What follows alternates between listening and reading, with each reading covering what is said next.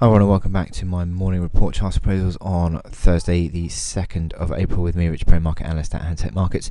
My final chart before the Easter break is gold, and this gold chart, well, I mean, I've sort of been playing the strong dollar card, which to be honest is still I think in play. We had I had a bit of disappointment yesterday when the US data came out yesterday sharply.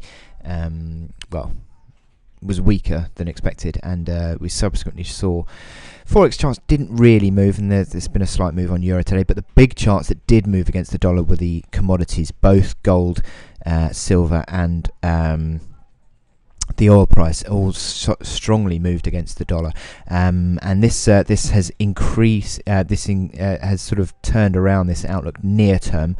Now, whether it's done a great deal long term or medium to long term remains to be seen, because I think that obviously, well, for example, this is the hourly chart, and we had been sort of just drifting lower and then broke below that support, which had come in at 1,191, and that had become the resistance, and then bang, you had the data that came out weaker than expected, dollar weakness, and the gold price sharply higher.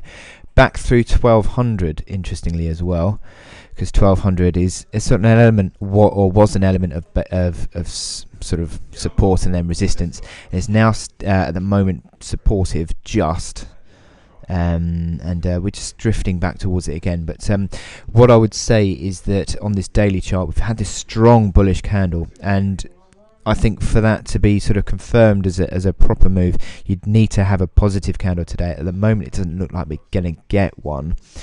Also, we sort of didn't break through that reaction high from 12.1940. So I think still generally you'd be a little bit concerned, or not concerned is probably the wrong word. You'd be a little bit reticent from chasing this too far higher, because there is obviously a resistance around that, and it's failed underneath that resistance at around the 1220 mark. 1223 was that reaction high that we got in early March. Also underneath all these moving averages, although they are sort of flattish, so you wouldn't get too worked up about them being brilliant technical indicators. But also the momentum is not really pushed on. I mean, the MACD lines are still under neutral, so there are reasons why you'd be a little bit cautious still. And I think until you see a break above 1223, I don't think you can really get too positive in the medium term on this chart. I still think it sort of comes under a little bit of pressure. It could be, I mean, today, for example, we're seeing this consolidation. You're probably going to get that consolidation continuing into payrolls, especially in the light of the fact that the Europeans are not trading tomorrow. So you'll have muted trading tomorrow. You could see a bit of a consolidation, but certainly at the moment 1200 is a bit of a support. It looks like it's coming back under pressure. The momentum indicators have just rolled over near term, so that is sort of reflective of this consolidation that we've seen. And I would want to see a lot more confirmation before I start to get bullish and back this as a bullish chart, because at the moment I'm still a little bit concerned about that, what the sustainability of this move.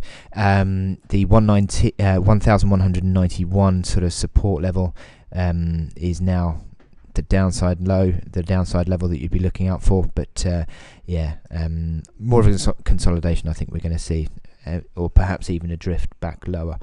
So I wish you good luck in your trading on gold today, and I will speak to you again on Tuesday after Easter. Thank you.